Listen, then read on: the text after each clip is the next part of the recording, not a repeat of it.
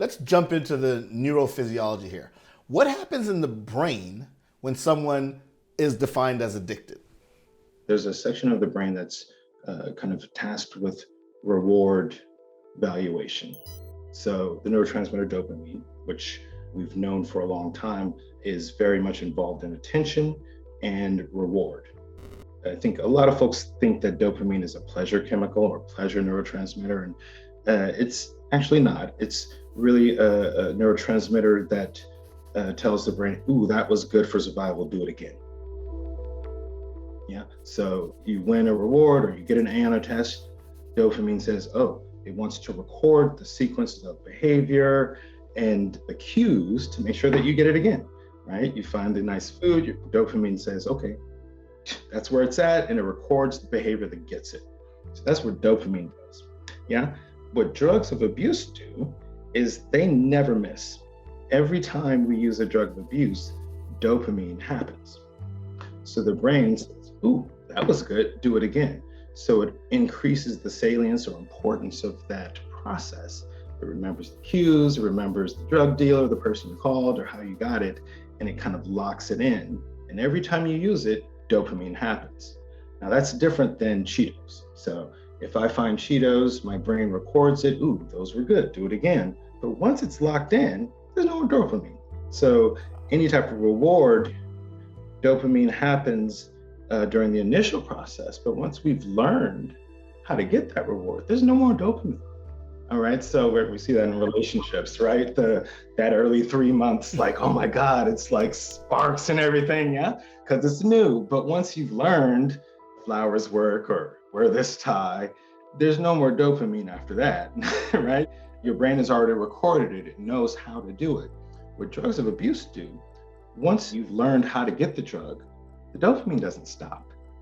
Each time you use it, there's a recording and kind of a locking in of that pathway so that the drug becomes overvalued as if it were this new thing each time. So it really locks in the memory and processes. Or so put more succinctly, addiction is really a disorder of learning and memory.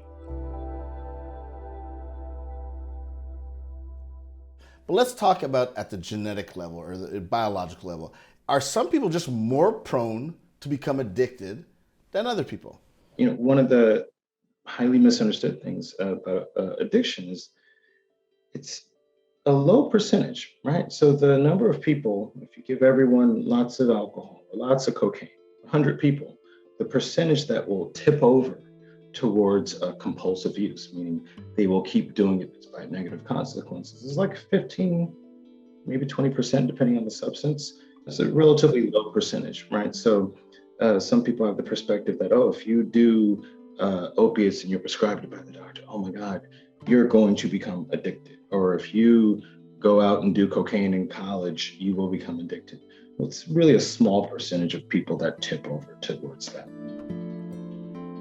So part of the question that I study as a neurobiologist is where we look at the risk factors. So when we look at the different risk factors that have kind of popped up through epidemiology, childhood adversity, trauma, prior use of alcohol or other medical illnesses, it's very clear that those risk factors are kind of locked in and tend to most strongly correlate with the subsequent risk of use. But we can start to understand what's happening on the genetic level. Yeah. So does it run in families? And the answer is yes. Right. So there are genetic risk factors, but even then, it's the early exposures, early experiences that really kind of tip it over, right? So you actually need some kind of mixture between nature and nurture that kind of tips it over. So talk to us about how a society, first starting with the medical field, but then broader, when we talk about addiction and how we define it and how that might impact policy and how we regard people who unfortunately may be afflicted with this.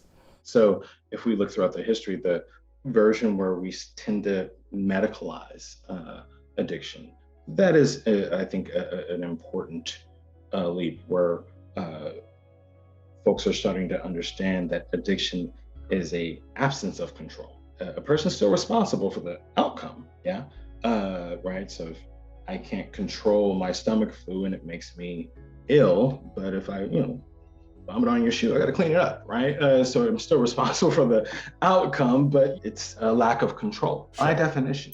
So the understanding that this is a circuitry type of behavior and not bad person, good person, that type of nuance is an important leap that I think has really been driven by our understanding of the biology of addiction, kind of moving it away from this kind of moral bad person, good person category, back towards, hey, there's something going on here and we can actually address this medically or through psychotherapy.